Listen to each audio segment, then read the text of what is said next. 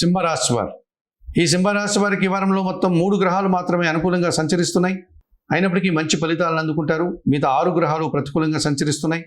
కాలం మీకు వ్యతిరేకంగా నడుస్తోంది.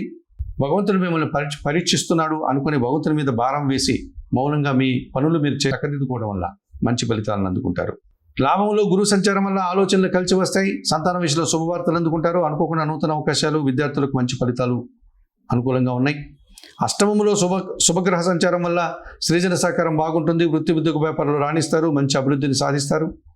సప్తములో బుధ సంచారం ఉంది. జన సంబంధాలు పెరుగుతాయి. మీ మాటకు విలువ పెరుగుతుంది. రావాల్సిన ఆదాయం కూడా చేతికి అందుతుంది.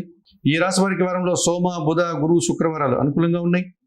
అష్టమములో శని సంచరించడం వల్ల గట్టి పోటీని ఎదుర్కోలేకపోతారు. జీవిత భాగస్వామి విషయంలో మనస్పర్ధలకు అవకాశం ఉంది. అనారోగ్య సమస్యలు కూడా మిమ్మల్ని ఇబ్బంది పడతాయి. వ్యయములో చంద్ర సంచారం ఉంది. జన సంబంధాలు కాస్త ఇబ్బందిగా మారుతాయి. మనసుకు కొన్ని కార్యక్రమాలు అశాంతిని కలిగించే విధంగా బాధను కలిగిస్తాయి. నిరాశ వెంటాడుతుంది.